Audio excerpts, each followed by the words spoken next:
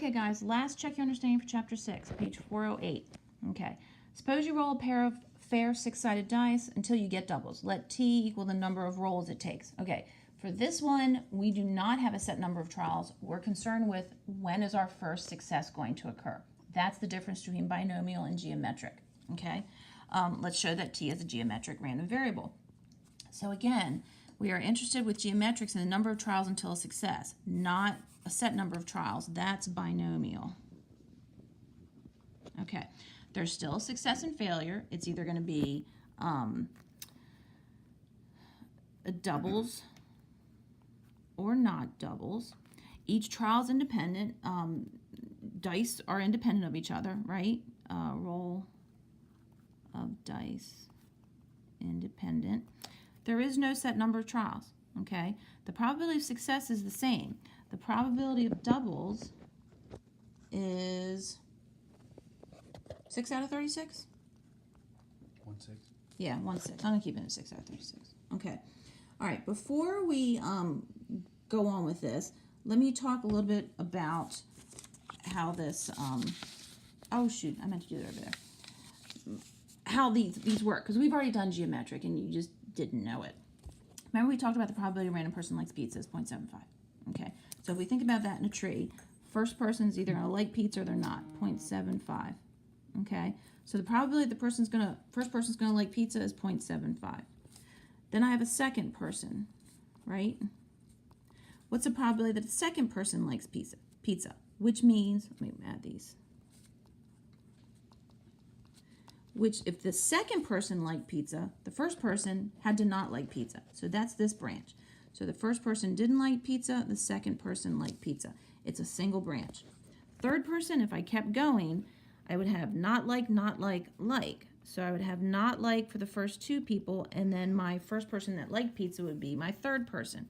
Fourth person, first three people wouldn't like pizza, and the fourth person would.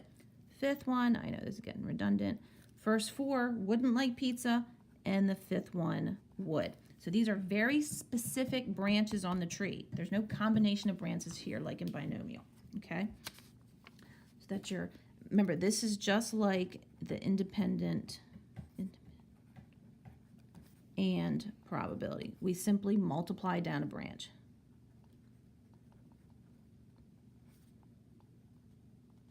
And there's only one branch, okay? So we actually already did number one up here. Come up here. We actually did number one and determined that it was geometric. We had our success and failures. Each trial was independent. There was not a set number of trials, and the probability of success is the same. So what's the probability that the probability that T equals 3 simply means what's the probability the third person will roll a double. So all that means is the first two people are going to roll what? If the third person rolls the double, the first two people are not going to roll a double. So the probability of not rolling a double is 30 out of 36. Okay? So you can write that. That's your independent and that's perfectly fine. Okay? That's enough work. You'd get it correct. We can also use geometric PDF. Okay? Geometric PDF in the calculator. Well, again, it's under, you with me? Under second vars. There's my geometrics. Geometric PDF, again, P is exact, so exactly 3. And what I'm going to put in here is my probability of success, which is 6 out of 36. And what number trial am I concerned with? I'm concerned with the first success being on the third trial. Okay, so if I put that in the calculator, I get 0.1157, and it'll be the exact same thing if I put that in the calculator. So if I do my first two people not rolling doubles, and then my third person rolling doubles, like my independent and, I get the exact same thing. Okay, so that work or that work will do fine. Okay, on a test. Okay. Oh, it said interpret the result in context. This simply means there's 0.116 probability doubles on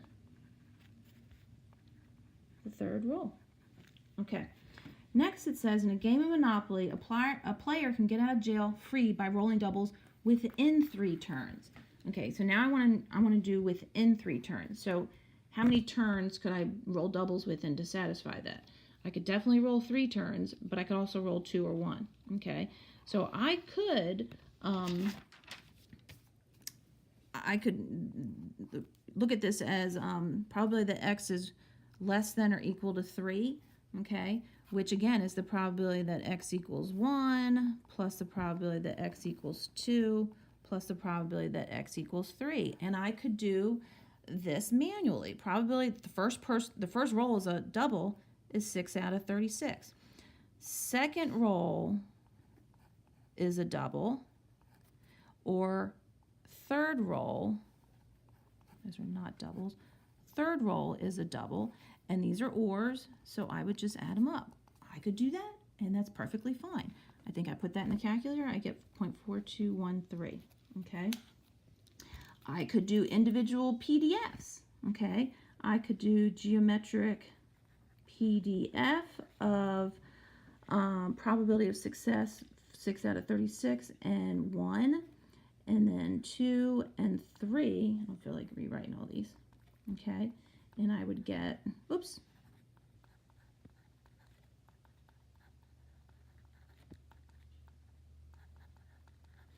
and lo and behold, I would get the same thing.